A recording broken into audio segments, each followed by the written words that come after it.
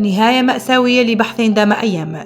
كيف تم العثور على الطفلة سندس؟ هل فعلا جرفتها السيول أم أن القضية تخفي حقائق أخرى؟ لكن قبل ذلك يرجى منكم الانضمام إلينا والاشتراك في القناة. بعد عملية بحث وتمشيط واسعة منذ أسبوعين، عثر زوال اليوم الأربعاء على جثة الطفلة سندس في مجرى مائي غير بعيد عن المكان التي اختفت فيه بمنطقة قرنيسيف ضواحي شفشاون.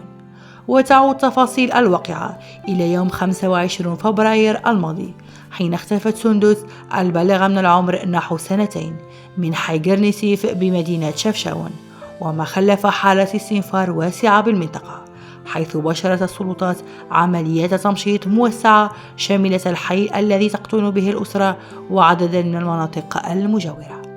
وكانت سندس داخل المنزل قبل أن يعتقد أنها خرجت خلف جدها الذي كان متوجها إلى المسجد لأداء الآذان، في وقت كانت والدتها داخل البيت بعدما وضعت مولودا حديثا، بينما توجهت الجدة إلى السوق لقضاء بعض الأغراض. وعند عودة الجدة إلى المنزل سألت عن الطفلة ليقال لها أنها خرجت برفقة جدها، غير أنه بعد عودة هذا الأخير تبين أنها لم تكن معه، ما دفع الأسرة إلى إشعار السلطات الأمنية التي بشرت تحريات ميدانية وعملية بحث واسعة فور التبليغ عن اختفائها، حتى تم العثور عليها مساء اليوم الأربعاء. وعثر على جثة سندس بجانب الواد في حالة بداية التحلل، ما يرجح فرضية أن تكون توفيت نتيجة السيول، لكن لحدود ساعة لم يتم تأكيد الخبر من مصدر رسمي، حيث قامت السلطات بنقل جثة الفقيدة رحمة الله عليها لتشريحها من أجل التأكد